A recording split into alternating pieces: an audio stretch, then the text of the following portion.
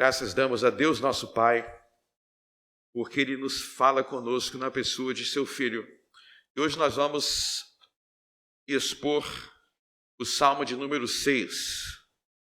Nós vamos falar sobre o Salmo número 6. O que nós não vamos falar sobre o Sermão do Monte? Porque hoje nós vamos focar numa fofura gordinha que está ali atrás, chamada Rebeca. E vocês vão aprender como esse salmo tem tudo a ver com as bochechinhas dela. Tem tudo a ver. Talvez não pareça a primeira vez, então vocês vão ver. Então vamos ler o Salmo 6. O título da minha mensagem é Uma Anatomia de Todas as Partes da Alma. Uma anatomia de todas as partes da alma. Vamos ler o Salmo 6. Senhor, não me repreendas na tua ira, nem me castigue no teu furor. Tem misericórdia de mim, Senhor, porque sou fraco. Sara-me, Senhor, porque os meus ossos estão perturbados. Até a minha alma está perturbada, mas tu, Senhor, até quando? Volta-te, Senhor, livra minha alma, salva-me por tua benignidade. Porque na morte não há lembrança de ti. No sepulcro, quem te louvará? Já estou cansado do meu gemido. Toda noite faço nadar a minha cama. Molho o meu leito com as minhas lágrimas. Já os meus olhos estão consumidos pela mágoa. E têm-se envelhecido por causa de todos os meus inimigos. Apartai-vos de mim, todos os que praticais a iniquidade, porque o Senhor já ouviu a voz do meu pranto. O Senhor já ouviu a minha súplica. O Senhor aceitará a minha oração. Envergonhe-se e perturbe-se todos os meus inimigos. Tornem atrás e envergonhe-se no momento. Amém. Tem uma coisa que eu não li aqui, que eu quero ler, é o título do Salmo. Em cima do verso 1 está escrito aí, provavelmente em itálico, está escrito assim: Salmo de Davi para o músico mor em Neginote sobre Seminite. Ok, vamos analisar e refletir sobre esse salmo. Inclusive, a gente vai cantar ele 2 vezes, uma depois do sermão e outra durante a ceia que vai ocorrer depois do batismo. Alguém pode me dizer a hora? Estou sem. Tá. Então é o seguinte, este salmo aqui, como muitos outros, ele descreve uma transição. Observe que ele descreve uma transição. No início do salmo, o salmista, as palavras do salmista demonstram muita angústia, demonstram muito aflição. E aí você vai lendo aquele salmo até que você chega no final e ele está confiante e ele está na certeza de que ele foi atendido, de que ele será atendido. É uma transição que nós encontramos em muitos salmos. O salmista, ele começa na pior e ele termina na melhor.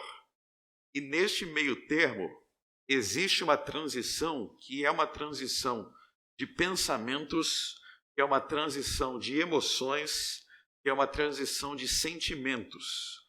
Com muitos salmos, eles começam em angústia, eles começam com medo, eles começam cheios de dúvida.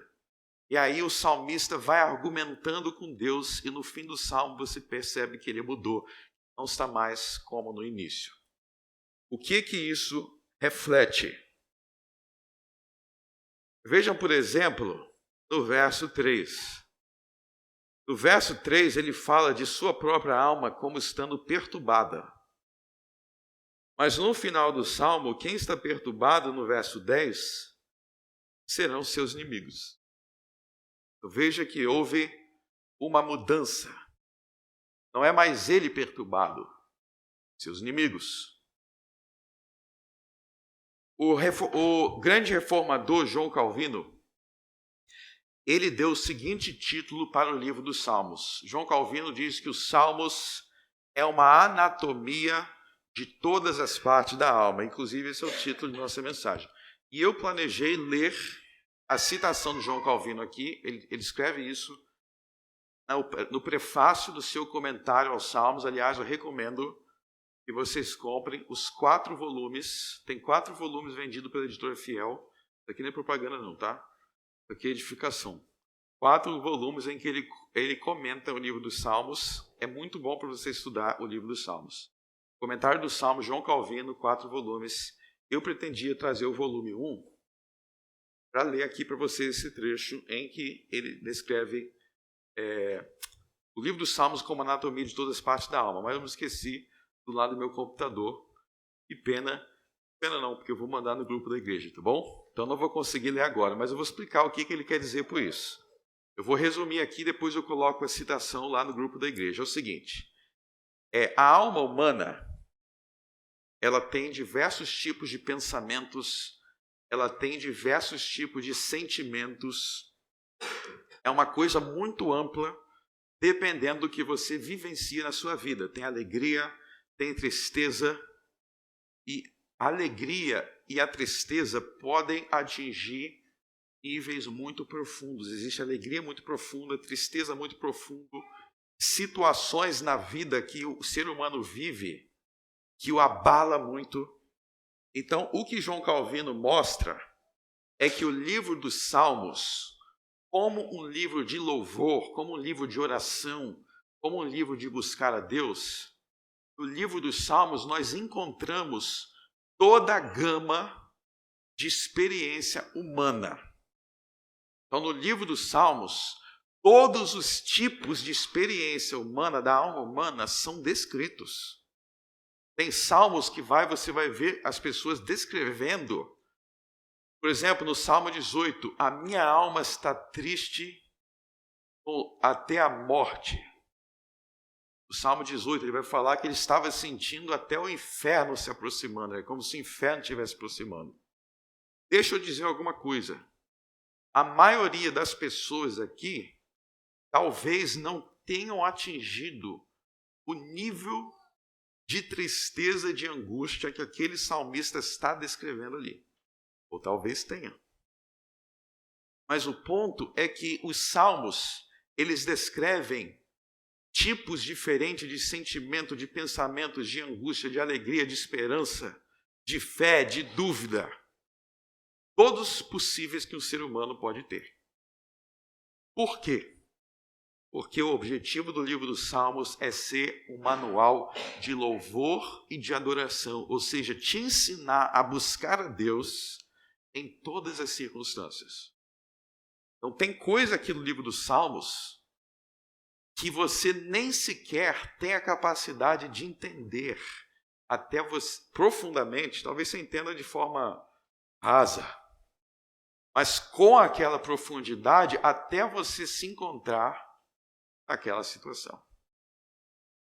Então, o livro dos Salmos ele é muito profundo, porque o livro dos Salmos ele nos ensina a pegar tudo que é humano, a pegar tudo que nós temos, seja nos nossos melhores momentos, seja nos nossos piores momentos, e transformar isso em louvor. O livro dos Salmos ensina que toda a vida do homem, tudo que o homem experimenta, tudo que o homem vive, todas as suas alegrias, suas esperanças, suas tristezas devem ser transformadas em orações diante de Deus. E quando nós entendemos essa esfera, essa faceta do livro dos Salmos, nós vemos o quanto que o nosso Deus é bom, porque Ele nos deu em um livro como nós devemos reagir, como nós devemos agir e reagir perante Ele em todas as possíveis situações. No livro dos Salmos vocês vão encontrar, por exemplo, a descrição do homem imerso na culpa. Salmo 32, Salmo 51.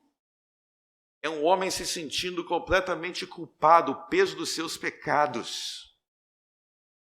E talvez muitos de vocês, ou alguns de vocês, nunca tenham sentido o nível do peso que ele descreve ali, do pecado.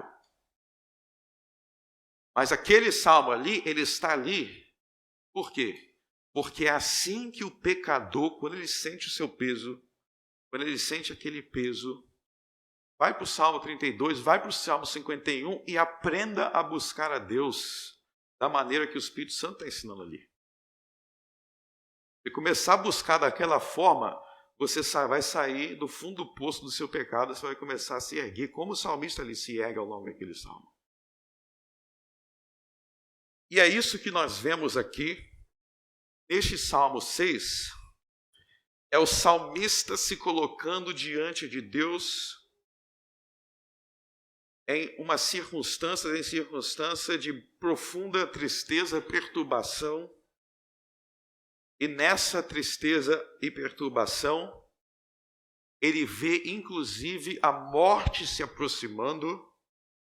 Existe aqui nesse salmo uma possibilidade de morte, e em meio a aquilo que é o desespero da alma humana, a tristeza da alma humana, o salmista nos ensina como buscar a Deus em circunstâncias assim. Observe em primeiro lugar o título. O título diz Salmo de Davi para o músico mor. Então, esse título aí, olha o título do Salmo 7. Sagaion de Davi que cantou ao Senhor. Então, se vocês observarem esses títulos, tanto a palavra salmo, quanto a palavra, o título do Salmo 6, músico mor, para o músico mor, já estão indicando que esse salmo aqui foi dado pelo Espírito de Deus para ser cantado. Então, o título já indica que é uma música. E se é uma música, foi dado para ser cantado. Muita gente não presta atenção no seguinte. Pense, por exemplo,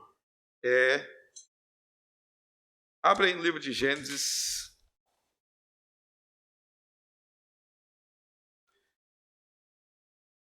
O livro de Gênesis, vou dar um exemplo.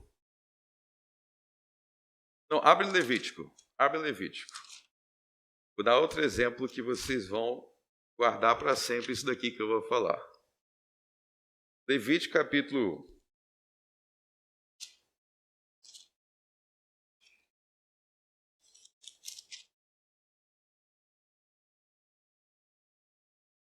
Vamos ler Levítico capítulo 1, verso 1. E chamou o Senhor a Moisés e falou com ele da tenda da congregação, dizendo: Fala aos filhos de Israel e diz-lhes: Quando algum de vós oferecer oferta ao Senhor, oferece a sua oferta de gado, isto é, de rebanho e de ovelha. Se a sua oferta por holocausto de gado, oferecerá macho sem defeito à porta da tenda da congregação, oferecerá de sua própria vontade perante o Senhor. E porá sua mão sobre a cabeça do holocausto para que seja aceito a favor dele para a sua expiação.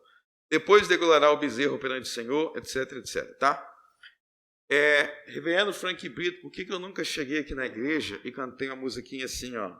E porá sua mão sobre a cabeça, e aí vai degolar o pescoço. Eu nunca cheguei aqui e cantei isso. Preste atenção, isso aqui é a palavra de Deus. Não é a palavra de Deus? Mas essa palavra de Deus não é dada por Moisés com a finalidade de ser cantada. Reflitam sobre isso. Existe um livro na Bíblia que não é simplesmente a palavra de Deus, mas é a palavra de Deus que, ao ser dada por Deus, Deus deu para ser cantada. Detalhe importante. Ele não simplesmente inspirou, ele inspirou querendo que você cantasse. E por que querendo que você cantasse? Pode voltar no Salmo 6. Desculpa quem eu escandalizei com minha voz ruim. O Salmo 6, Deus deu este salmo não simplesmente para que você lesse, mas foi dado como música, porque Ele quis que você cantasse. E por que Ele quis que você cantasse? Porque o livro dos Salmos é uma anatomia de todas as partes da alma, e por isso Ele quer que você vivencie essas palavras com a emoção que a música traz. Pensem sobre isso. A música, ela envolve emoções de uma forma mais profunda do que palavras meramente lidas. E Deus queria que você tivesse essas palavras cantadas para que elas viessem ao seu coração de forma mais profunda. Isso só o título do Salmo já está nos ensinando. Então Deus não quer simplesmente que você leia, Ele quer que você leia também. Mas Ele não quer só que você leia. Senhor, não me repreendas da tua ira, nem me castigue o teu furor. Ele quer que você cante. A gente tem aqui, ó.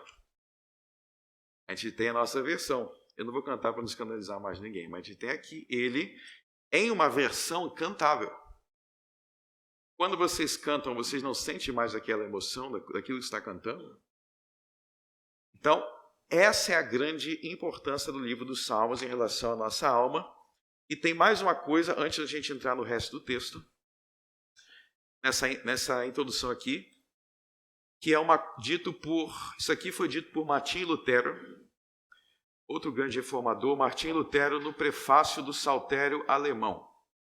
O que é um saltério? Saltério é um inário com salmos. Então, na igreja de Martinho Lutero, eles também, um dos grandes projetos de Martinho Lutero foi preparar um saltério. Ele tinha muita habilidade musical para que o povo cantasse salmos. Ele disse assim, ó: o livro dos Salmos bem poderia ser chamado de pequena Bíblia. Muito bela e sucintamente nele é abrangido tudo que se encontra em toda a Bíblia. Então, no livro dos Salmos é abrangido tudo que se encontra em toda a Bíblia. Ou seja, Deus pegou tudo que está em outras partes da Bíblia e transformou em louvor. Quer ver? No Salmo 100... Agora me deu um branco. Salmo 104. Existe lá um louvor sobre a criação do mundo e sobre a providência de Deus regendo o mundo. Salmo 104. Ou seja, você leu lá em Gênesis 1, você leu Gênesis 1, você leu Gênesis 2, que Deus criou o mundo e que Ele governa esse mundo, Ele é soberano, Ele é o Senhor sobre esse mundo. Mas Deus não quis que você só lesse isso. Ele quis que você pegasse isso que Ele te contou lá em Gênesis 1 e louvasse a Ele por isso. Então tem o Salmo 104, que é uma música, um cântico de louvor a Deus pelo que está em Gênesis 1 e 2. E Gênesis 1 e 2 não é música. Quer ver outro exemplo? Salmo 105. Salmo 105 vai mencionar, eu estou vendo aqui, é isso mesmo. Tá. Ele vai mencionar Abraão, ele vai mencionar a história de Israel. Aonde que você leu sobre Abraão, sobre a história de Israel, peregrinação no deserto? Onde é que vocês leram sobre a história de Isaac, Jacó, esses personagens? Você leu lá em Gênesis, certo? O Salmo 105 pega essas histórias e transforma em louvor. Agora você não lê somente sobre elas, você canta, você louva a Deus por elas. Nós temos salmos sobre a crucificação de Jesus, sobre a morte de Jesus, sobre o sepultamento de Jesus, sobre a ressurreição de Jesus, sobre a subida de Jesus no céu, sobre a perseguição de Jesus, sobre o que Jesus pensava enquanto os fariseus estavam criticando ele, sobre a traição de Jesus. Tem até Salmo 109, O Salmo 109 é a oração de Cristo contra Judas Iscariotes. O apóstolo Pedro explica isso em Atos capítulo 1. Você para para pensar? Você lê os 4 evangelhos, você vê lá que Judas traiu Jesus. Uma traição terrível. Mas o Salmo 109 vai te dizer o que Jesus orou ao Pai quando ele foi traído. E é um dos salmos mais assustadores que tem. Judas realmente era um homem ímpio. Então o livro dos Salmos contém toda a Bíblia. Pode voltar para o Salmo 6. Salmo de número 6. Então, vamos juntar essas coisas. O livro dos Salmos contém uma anatomia de todas as partes da alma, todos os sentimentos, todos os pensamentos, todas as disposições da alma, e contém todas as verdades bíblicas. Ou seja, é um livro completo e é um livro suficiente para nos ensinar a buscar ao Senhor em todas as circunstâncias, todos os diferentes momentos da nossa vida que Deus nos coloca. E aí vocês vão ver o que eu disse anteriormente no verso 1. Agora, tendo dito isso, nós estamos prontos para analisar esse salmo. Senhor, não me repreendes na tua ira, nem me castigues no teu furor. Verso 2, tem misericórdia de mim, Senhor, porque sou fraco. Sara-me, Senhor, porque todos os meus ossos estão perturbados. Para refletir nessa petição inicial. Não me repreende na tua ira, nem me castigue no teu furor. Deixa eu dizer uma coisa. Quando a tribulação vem, quando aquela circunstância assustadora vem, uma das primeiras coisas que o coração entra, uma das coisas que o coração pode entrar é: será que eu estou sendo castigado por Deus? Será que Deus vai querer me ouvir? Será que o estilo de vida que eu tenho levado vai fazer Deus rejeitar a minha oração? É um problema que nós enfrentamos quando nós estamos em situações de muita angústia. Nem sempre, mas isso é uma das coisas que pode acontecer. Você está vivendo um grande momento, você começa a duvidar: será que Deus será gracioso comigo? E aqui o salmista está, então, ensinando, quando esse tipo de sentimento, lembra, o salmo traz todos os tipos que você pode ter. Quando esse tipo de sentimento vem, quando esse tipo de angústia vem, você está duvidoso se você será atendido, se será ouvido. O salmista nos ensina a se refugiar na misericórdia de Deus. Como é que você faz quando você está buscando e esse tipo de dúvida te aflige? Você se refugia na misericórdia dele. Então veja que existe um problema, é um problema que todos nós enfrentamos em alguma medida, em algum nível, quando nós vamos buscar a Deus, uma dúvida, uma angústia.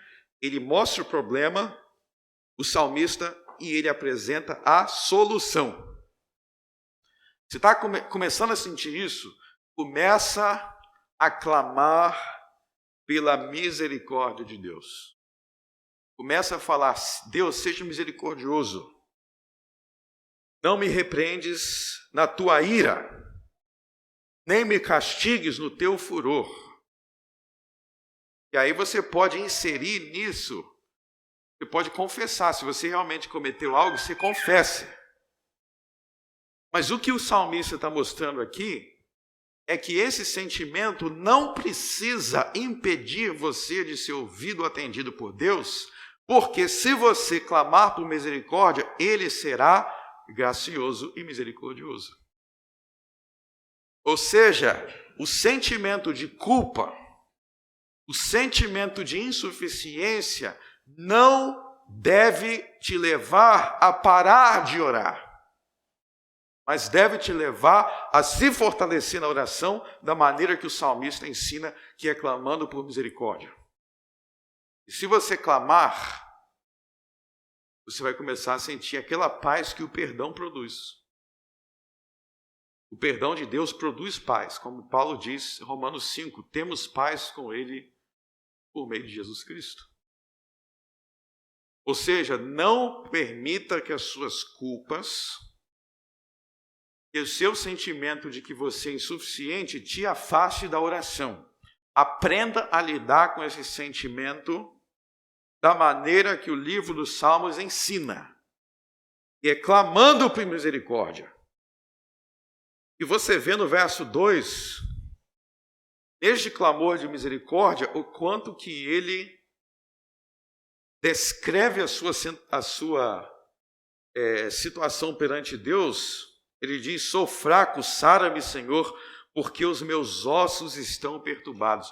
Olha só que coisa vívida. Os meus ossos estão perturbados. Eu não sei se você já se encontrou neste grau de perturbação, que é quando parece que nada no seu corpo encontra estabilidade e firmeza. Parece que você está se desintegrando. Não há nem firmeza nos seus ossos, você está se desintegrando. O salmista nos ensina: fale sobre isso com Deus. Não seja frio em suas orações. Descreva o seu estado. Descreva o seu estado. O que você sente? Você está desesperado? Você acha que está desesperado? Fale com Deus. Deus, eu estou desesperado. Eu me sinto que eu estou morrendo. É isso que ele fala. Vendo como... O que o salmista está fazendo aqui? Ele está, pelo Espírito de Deus, graciosamente indo até os pecadores mais fracos, mais desesperados, e lançando a corda para salvá-los.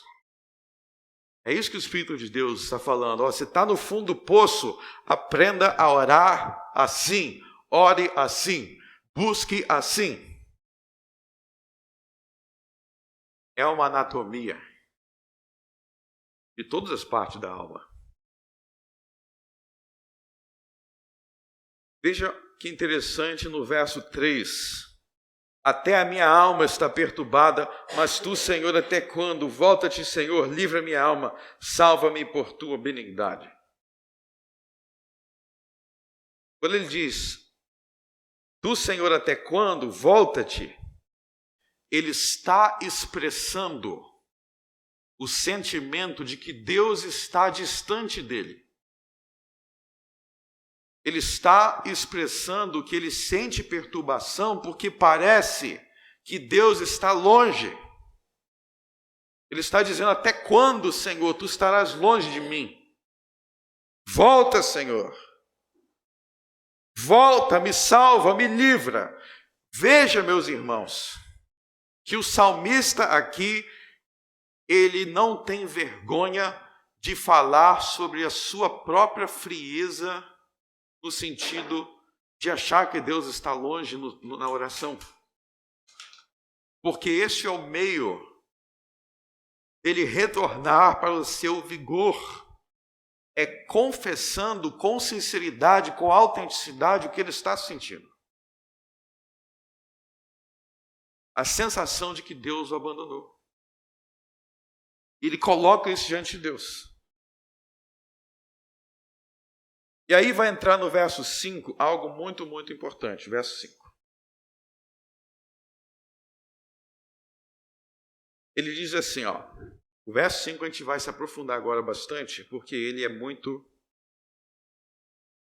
mal interpretado, mal compreendido, ao mesmo tempo que ele ensina algo muito, muito importante. O verso 5 diz assim: porque na morte não há lembrança de ti, no sepulcro quem te louvará? Então, esse verso aí, ele é um argumento. Observe que ele começa com um porquê. O que quer dizer porquê? Quer dizer que o que ele está dizendo no verso 5, ele está dando para Deus um motivo para ser atendido, um motivo para Deus salvá-lo, um motivo para Deus livrá-lo. Ele está argumentando com Deus. Isso é algo muito importante na oração. Meus irmãos, vocês precisam aprender a argumentar com Deus. Como assim argumentar com Deus? Argumentar com Deus é quando nós colocamos diante de Deus razões para Ele fazer o que nós queremos que Ele faça. Só que essas razões precisam, para sermos atendidos, precisam ser razões. Alguém pode perguntar assim, ó, ele é meio arrogante. Eu vou argumentar com Deus e dizer para Ele por que Ele tem que me atender? Eu vou dizer por que não é arrogante. Porque as razões que a Bíblia nos ensina a dar são razões que o próprio Deus nos revelou em sua palavra sobre as coisas que Ele valoriza. Deixa eu te dar um exemplo aqui que vocês vão entender por que não é arrogante, mas é extremamente humilde. É humilde dar razões para Deus. Veja bem, todo mundo aqui me conhece, alguns há mais tempo do que outros, mas a maioria aqui já conviveu comigo há algum tempo. E quem me conhece bem, um exemplo bem legal aqui para vocês entenderem. Quem me conhece bem sabe que eu gosto de uma pimenta na comida, né? Então, se você me chamar para ir visitar a sua casa, obviamente a coisa mais importante é ver você, tá? A coisa mais importante não é a pimenta, não. Mas se você deixar a pimentinha lá, eu vou ficar muito feliz, que a comida vai ficar mais gostosa, né? Então eu amo pimenta. Não sei se eu puxei isso da minha mãe, não sei se foi dos baianos, enfim, eu gosto de pimenta. Agora veja bem, quando você fala comigo assim, ó, vamos lá em casa comer um churrasco e eu tenho a pimenta lá, direto do México. Esse eu tenho a pimenta lá, você está me dando incentivo, porque a comida vai ser gostosa, por que eu devo comer lá, não é isso? Ou seja, quando a gente faz isso, quando a gente convida alguém para a nossa casa, normalmente a gente vai querer fazer algo que a pessoa vai gostar, né? Então, de repente, você é vegano, tem um vegano. Cara, vamos lá em casa que eu faço só churrasco. A pessoa é vegana, não faz muito sentido. Todo mundo que convida outro para comer, para uma janta, para uma festa, ela quer que os convidados gostem. E sai de lá e fala, gostei. Né? Agora, veja bem. Vamos entender essa parábola aí. Na Bíblia, Deus revela coisas que Ele gosta e coisas que Ele não gosta. Coisas que Ele ama e coisas que Ele odeia. Então, por exemplo, a Bíblia, ontem à noite, lá na minha casa, a gente leu Tiago 4. Em Tiago 4, Deus diz que Ele odeia adultério. E Hebreus diz que Ele ama quando o casal é unido e fiel um ao outro. Tem passagens que dizem que Deus odeia roubo e que Ele ama quem é trabalhador. Tem passagens que dizem que Deus odeia mentira e Ele ama a verdade. A Bíblia revela o que Deus ama e o que Deus odeia. Então, qual é o sentido de argumentar com Deus? De dar razões para Deus? Nas orações bíblicas é o seguinte: você está argumentando com base nas coisas que Ele te disse que Ele ama. Você está dando razões com base nas coisas que Ele te disse que você tinha que valorizar. E por que isso é humilde? Porque é um ato de submissão ao que Ele mesmo te ensinou. Então, vou dar um exemplo aqui de uma oração nesse sentido, não precisa abrir. Vocês podem ler em algum momento em casa, mas é o seguinte, lá no livro de Números, quando você tem aquela situação dos espias, e o povo, quando ia entrar na Terra Prometida, Moisés mandou os espias para poder ver como era a terra, aí voltou um monte de gente reclamando. Falou, não, essa terra aí não vai ter jeito, vamos reunir aqui um grupo para a gente voltar para o Egito, a gente volta a ser escravo, porque lá pelo menos tinha panela de carne, então vamos voltar, e já queriam até apedrejar Moisés e Arão. Já estavam querendo ali, se Deus não intervisse, ia morrer ali mesmo. Já ia apedrejar. A Bíblia diz que isso desagradou a Deus. E Deus não gostou disso. Por quê? Porque Deus tirou o povo lá da terra do Egito.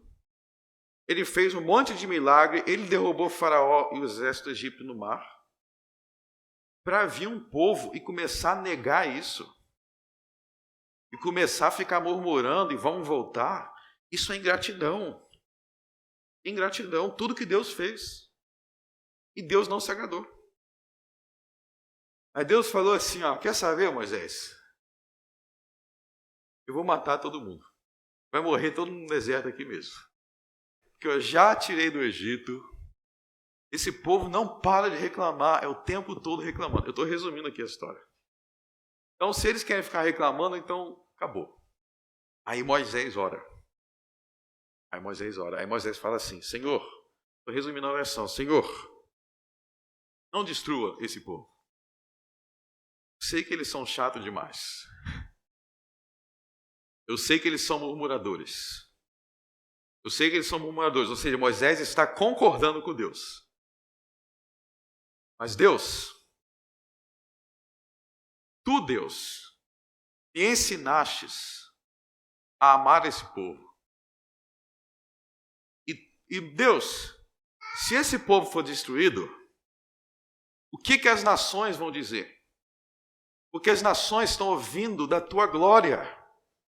As nações estão ouvindo do seu poder. Tem gente se convertendo. Lembra de Raabe que se converteu? O que eles vão dizer se isso for por nada?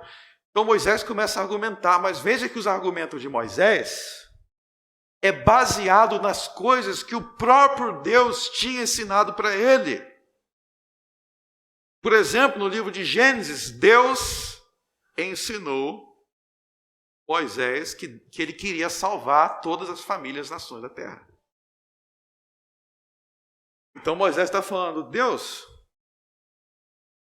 se isso aqui acontecer, não vai acontecer aquilo que tu mesmo te agradas. Está entendendo? Então, ao argumentar assim, não é arrogância, pelo contrário, é humildade. Porque ao argumentar assim, eu estou demonstrando que eu fui ensinado por Deus. Que Deus me ensinou a amar isso e eu aprendi a amar. Eu aprendi a valorizar. E por isso eu oro a Ele, eu peço a Ele o que Ele mesmo me ensinou a pedir e a querer. Deus ensinou Moisés a querer que as nações se convertessem. Ao orar, argumentando sobre a conversão das nações, ele está se submetendo ao que Deus lhe ensinou. E aí que entra o verso 5. Porque na morte não há lembrança de ti. Vamos entender isso à luz do que acabamos de falar. Porque na morte não há lembrança de ti, no sepulcro quem te louvará. Vou te dizer qual é o entendimento errado desse verso aí. Algumas pessoas acham que este verso está ensinando que quando você morre, a sua alma vai ficar dormindo e você não vai ver mais nada. Então tem gente que acha que quando a gente morre, a nossa alma fica dormindo, aí só na ressurreição que você vai acordar. Negativo. Se alguém te ensinou isso, estava te ensinando heresia, na verdade. Não é isso que esse verso significa. Por quê? Porque em várias passagens, nós aprendemos que quando nós morremos, o corpo,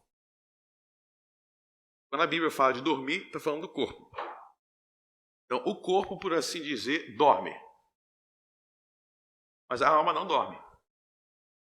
Eclesiastes capítulo 12, por exemplo, Eclesiastes capítulo 12, diz que o corpo volta para o pó, mas o espírito vai para Deus. Eclesiastes 12. Em Filipenses capítulo 1, Paulo disse que quando ele morresse, 2 Coríntios 5, Filipenses 1, Paulo disse que quando ele morresse, a sua alma iria para o céu se encontrar com Jesus. Em Lucas 16, Jesus ensina que quando o rico ímpio morreu,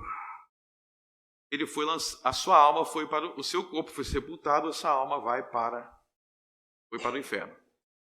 Então, tanto no Velho quanto no Novo Testamento, existe um ensino consistente que na morte o corpo, por assim dizer, dorme, ou seja, aí volta para o pó, mas a alma vai ou para o céu, os justos, ou para o inferno, os ímpios. E aí a gente não pode pegar um verso isolado para contradizer dezenas de outros textos. Então, se eu tenho dezenas de textos repetindo uma coisa, Lucas 16, 2 Coríntios 5, Eclesiastes 12, Apocalipse 5, quer dizer, Apocalipse 6, Apocalipse 7, um monte de passagem, eu não posso pegar uma para contradizer tudo. Isso é coisa de tolo. Até nos relacionamentos humanos é assim, sabia? Tem uma pessoa que ela repetiu uma coisa várias vezes, eu penso isso, eu penso isso, eu penso isso. Aí você pega uma frase dela, parece que está contradizendo. Você não pode achar que está contradizendo assim, você tem que ver se você não entendeu aquela frase errada, porque em tantos momentos ela repetiu. Né? Tantos momentos ela repetiu. Então vamos entender o sentido correto do verso 5, que é o sentido que vai fazer todo sentido que ser aprendido sobre o argumento, ok? Olha só, existe no livro dos Salmos paralelos, frases paralelas, porque, como eu disse aqui, é uma música. Então a música, ela se preocupa em repetir às vezes a mesma ideia. Então, pense no seguinte, no verso 1, tá vendo o verso 1? Senhor, não me castigues na tua ira, Senhor, não me repreenda da tua ira, nem me castigue no teu furor. Essas duas partes, ele está repetindo a mesma ideia. Não repreender na ira é a mesma coisa que não castigar no furor. Então, é um paralelo. Ele fala uma coisa de uma forma, ele fala a mesma coisa, mas de outra forma. Então, ira igual a furor, repreendas é igual a castigues. Entenderam? Vamos ver o verso 2. Tem misericórdia de mim, Senhor, porque sou fraco. Sara-me, Senhor, porque meus ossos estão perturbados. Então, a fraqueza aí são os ossos perturbados. É um paralelo. Verso 4. Volta-te, Senhor, livra minha alma. Salva-me por tua benignidade. Livrar e salvar aí é a mesma coisa. Vem me livrar, vem me salvar. Ele repete a mesma ideia com palavra diferente. Então, no verso 5, porque na morte não há lembrança de ti, no sepulcro quem te louvará. Preste atenção. Morte aí, na morte quer dizer no sepulcro. E lembrança quer dizer louvar. Na morte quer dizer sepulcro. Lembrança quer dizer louvar. Como assim lembrança quer dizer louvar? Lembrança aí, não há lembrança de ti. Não quer dizer esqueceu de tudo, amnésia.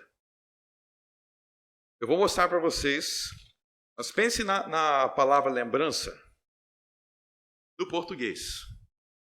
Quando a gente fala lembrança no português, você pode estar falando ao lembrar na sua mente que vê aquela lembrança, ou pode querer dizer eu falar algo para fazer você lembrar.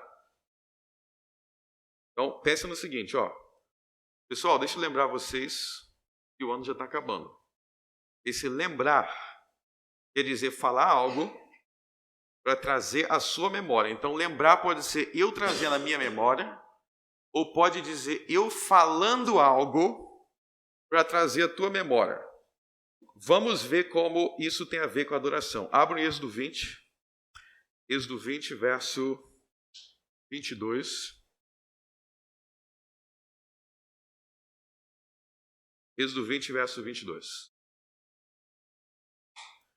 Como eu esqueci do meu relógio, eu vou até 4 da tarde sem saber.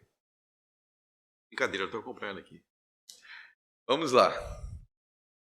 Êxodo 20, verso 22. Então disse o Senhor a Moisés: assim dirás aos filhos de Israel: vós tendes visto que dos céus eu falei convosco. Não fareis outros deuses comigo, os deuses de prata ou deuses de ouro não fareis para vós. Um altar de terra me farás. Para aí. Vocês lembram que algumas semanas atrás, lá no Sermão do Monte, eu expliquei o que é um altar. Agora eu quero lembrar vocês que um altar era o lugar de fazer sacrifício de animais. Porque no Velho Testamento eles adoravam a Deus por meio de sacrifício de animais. Eles não tinham ceia do Senhor ainda. Era sacrifício de animais.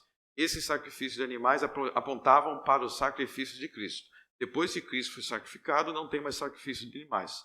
Tem essa ceia que lembra o sacrifício que já foi realizado. Vamos voltar. Um altar de terra me farás, ou seja, lugar da adoração. E sobre ele sacrificarás os teus holocaustos, as tuas ofertas pacíficas, as tuas ovelhas, as tuas vacas em todo lugar, onde eu fizer celebrar a memória do meu nome. Virei a ti e te abençoarei. Está vendo a palavra aí, memória? O que é celebrar a memória do nome de Deus? Você vê aí que ele está falando de culto, ele está falando de adoração, ele está falando que o culto é uma celebração da memória do nome de Deus. Está vendo a palavra memória? É igual a palavra lembrança. Memória é igual a lembrança. Vamos entender isso melhor voltando para o Salmo 135.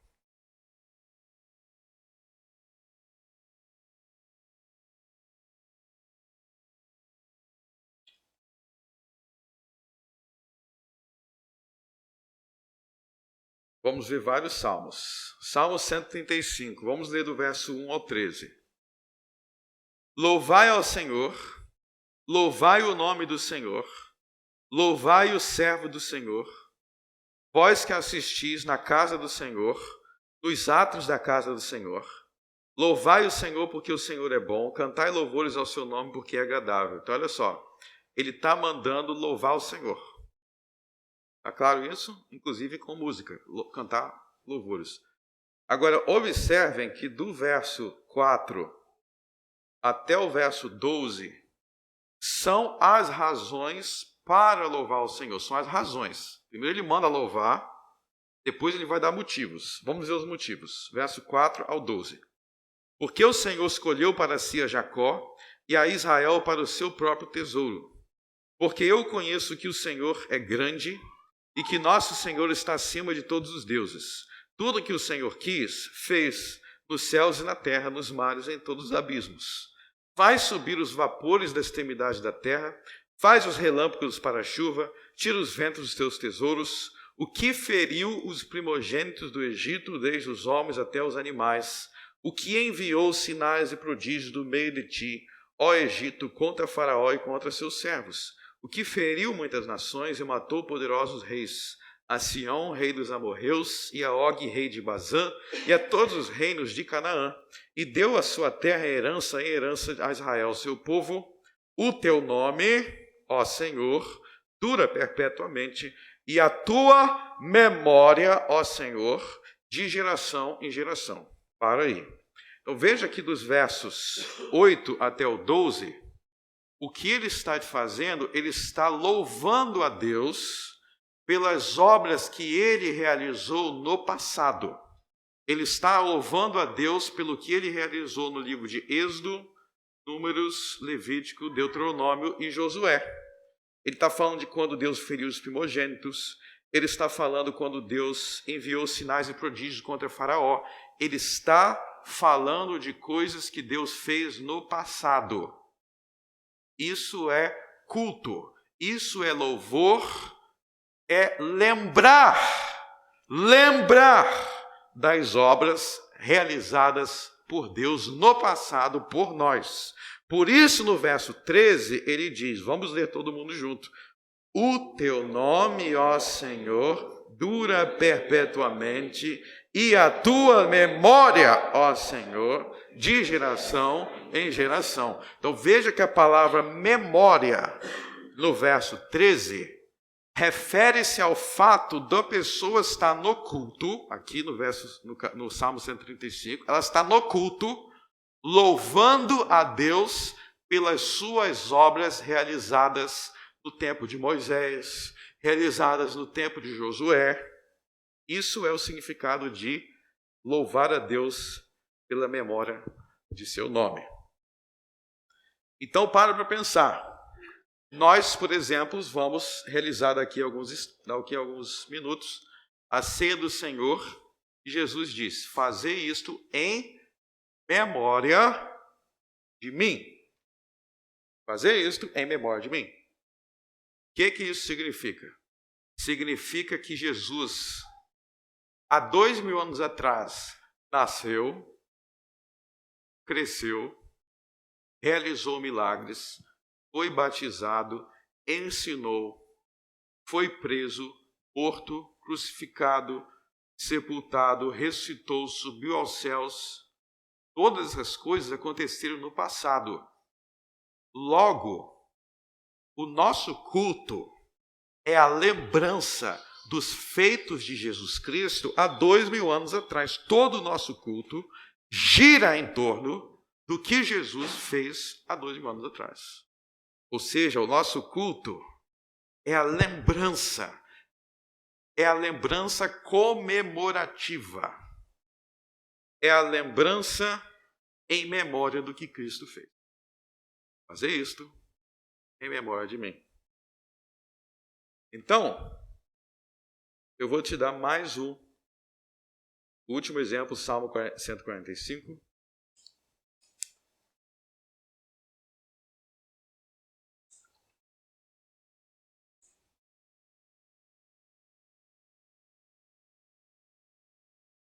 Vamos ler do versos 1 a 9.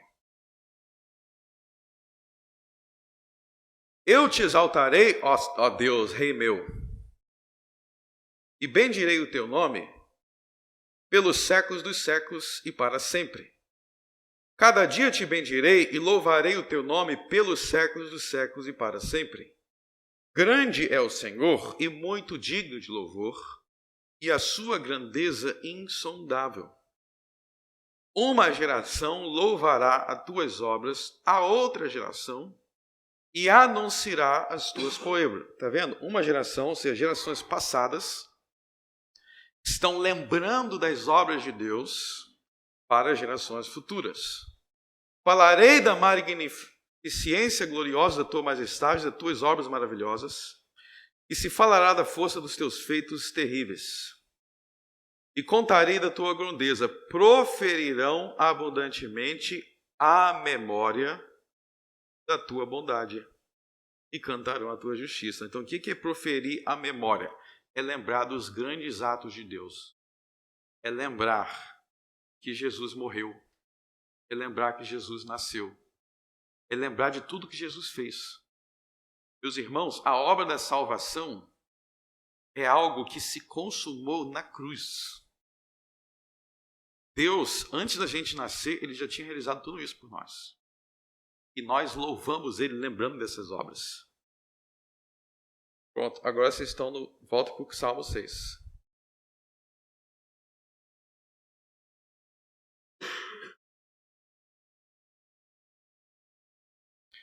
Então, no verso 5, quando ele diz, na morte não há lembrança de ti, no sepulcro quem te louvará, quer dizer, no cemitério, no túmulo, aqueles corpos, aqueles cadáveres, eles não têm a capacidade de vir até a igreja, eles não têm a capacidade de se levantar para abrir a boca, para cantar louvores sobre o que Jesus fez. Na sepultura, no sepulcro, o cadáver, ele não tem a capacidade de louvar a Deus na memória do seu nome e das suas obras. Viram? Na morte não há comemoração, não há celebração daquilo que Deus fez. Por exemplo, eu cantei aqui, Nós cantamos aqui, Salmo 2. Por que tramam as nações e imaginam coisas vãs? Os reis buscam conspirar, governantes se unir contra o Senhor Jeová e o Messias do Senhor. Lembra de Herodes com os Pilatos conspirando contra Jesus. Eu trouxe à memória isso, eu lembrei isso. Quando nós cantamos, nós louvamos a Deus por essa memória dessa obra da perseguição de Cristo. Então, com isso em mente, com o verso entendido, aí vocês vão entender por que o verso 5 é um argumento. Por que o verso 5 é uma razão. Veja bem, hoje em dia, a doutrina da ressurreição, ela é muito desprezada. Vou botar de outra forma. A doutrina da ressurreição é muitas vezes esquecida. Então, como é que muitos cristãos pensam? E quando eu morrer, a minha alma vai para o céu, correto? Se for justo, sua alma vai para o céu. O que está incorreto? É achar que isso é o fim. Morri, fui para o céu, pronto. Agora eu estou plenamente salvo. Negativo. Você morreu, sua alma foi para o céu, mas o seu corpo está derrotado na sepultura. Você precisa entender que quando você é sepultado, você foi vencido. O pecado te venceu. Te matou. Você pode estar no céu com Jesus Cristo, mas o pecado tem uma coisa: ele te venceu. E o salário do pecado é a morte. Mas eu estou no céu, eu não preciso de um corpo. Quem disse que não? No céu, você vai sentir falta do seu corpo. Deixa eu fazer uma ilustração. Eu tive um acidente, perdi minha perna. O hospital chegou e me levou para a UTI. Que bom que eu estou na UTI, eu não morri. Mas eu não tenho minha perna. Tem problema que eu não tenho minha perna. As almas no céu, elas sentem isso. Leia Apocalipse 6. As almas no céu, em Apocalipse 6, oram a Jesus porque ainda lhes falta algo. Eles estão aguardando a ressurreição. Então entenda o seguinte: você não é só a sua alma. Você é a sua alma e você é o seu corpo. O seu corpo é você. Quando você morrer e for sepultado, é você naquele túmulo. É você humilhado. É você destruído. É você no túmulo. Tem gente que pensa, não, eu só estou no céu. Não, você está no céu e você está na terra humilhado e vencido e sendo comido por vermes. E sobre a sua alma, sim, ela é vitoriosa com Cristo, mas sobre o seu corpo, sabe quem que venceu? O diabo. O seu corpo no túmulo é a vitória de Satanás. Ele conseguiu o que ele queria quando ele disse para Eva: certamente não morrerás. Pode comer que você não vai morrer. E morreu. Quando Jesus foi sepultado, isso fez parte da sua humilhação. Meus irmãos, imagine quando Maria, que estava ao pé da cruz, ela viu o seu filho morto. O Senhor da glória estirado no chão, morto. Quando a gente não entende a ressurreição, a gente desvaloriza o corpo. As pessoas não valorizam a ressurreição, nem acham que é um estado. Não tem problema não, tá no túmulo, mas a alma foi para o céu. É claro que é o problema, porque aquela pessoa é você. O que isso tem a ver com o verso 5? Tem a ver o seguinte: Senhor, na morte, na sepultura, no caixão, no pó da terra, como que eu vou te louvar na igreja? Eu não estou preocupado com isso. Eu vou para o céu. O salmista está. O salmista não quer ir para o caixão, porque no caixão o seu corpo, a sua vida, não adora a Deus. Mas eu adoro no céu. Sim, nós vamos adorar Deus no céu. Mas você não, seu corpo não adorará a Deus no céu. Isso é importante? É, e muito. Muito. Quando você entender a importância do corpo, você vai entender a importância da ressurreição. Quando você entender a importância do corpo, você vai entender por que é melhor ficar vivo que morrer. Esse é o argumento do salmista. Agora nós vamos entender o que ele está dando razões para Deus. Deus, não permita que eu morra, porque eu quero te adorar na igreja. Isso que ele está dizendo. A sepultura não tem igreja. Meus irmãos, vocês valorizam a igreja, sim. Vocês valorizam o privilégio que é estar aqui adorando com a sua boca, com seus braços, com seu joelho. Quando você come da ceia, nós podemos parafrasear, porque na sepultura, na morte, no caixão, não há ceia, não há em memória de mim. E aí nós voltamos. Como que o salmista está argumentando? Ele está argumentando com base que Deus ensinou ele a valorizar.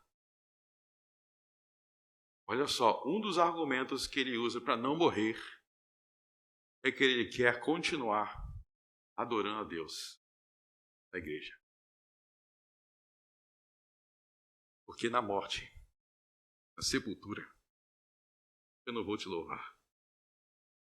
Ele na sepultura, com a sua boca sendo comida por vermes. A sua língua não estará mais cantando. A sua língua não estará mais participando da ceia do Senhor. Os seus joelhos não estarão mais dobrados. Senhor, me livra da morte, porque eu quero voltar para a tua igreja. E aí eu quero finalizar dizendo o seguinte. Anael e Cassi, vocês passaram por muitos momentos de angústia, como este salmista. Eu sei que todas as partes dessa gravidez e desse nascimento foram milagres. Mas eu quero te dizer qual foi uma das principais razões para Deus realizar todos esses milagres. Foi porque ele queria a Rebeca adorando a ele aqui. Ele queria a Rebeca viva, adorando ele aqui.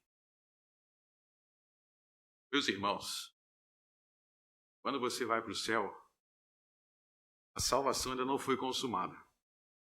A salvação será consumada como quando nós dizemos no nosso credo, fundamentado nas Escrituras, que Jesus Cristo há de vir, ele há de vir, e nós cremos na ressurreição da carne.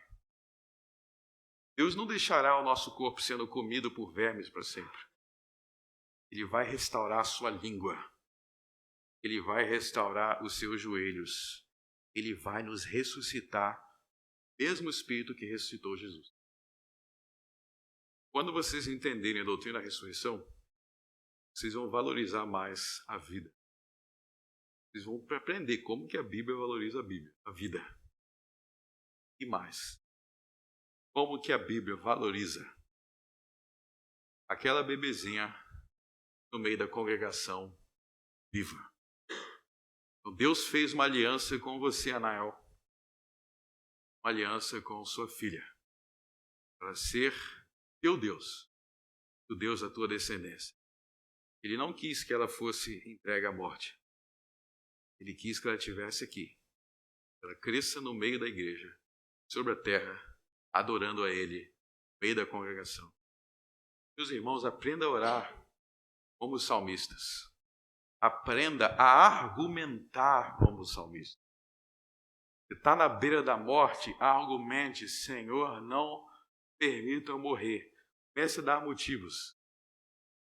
E um dos principais motivos é: eu quero adorar a Deus com a minha boca, com a minha língua, com o meu joelho, com minhas mãos, com todo o meu corpo. Romanos 12. Apresentai-vos em seu corpo para o culto racional. Seu corpo é importante. Como é importante o corpo daquela bebê.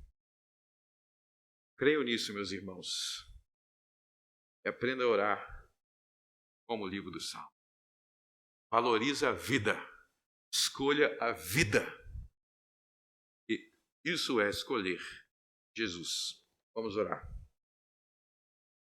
Senhor nosso Deus, graças te damos, porque estamos aqui reunidos para celebrar a memória do teu nome. Ó Senhor, no cemitério não há essa celebração. No cemitério não há esse culto. Quando eu morrer e eu for para o céu, será uma grande vitória da minha alma na presença de Cristo. Mas será uma grande derrota o meu corpo não poder mais te servir. Queremos te servir com a nossa alma, com o nosso corpo. Por isso nós amamos a ressurreição de Jesus. Tua alma não foi deixada na morte. Nem tu permitiste que teu santo vistes corrupção. Mas tu guiastes para o caminho da vida, tu ressuscitaste o terceiro dia. E nós ressuscitaremos também. Em nome de Cristo eu oro. Amém.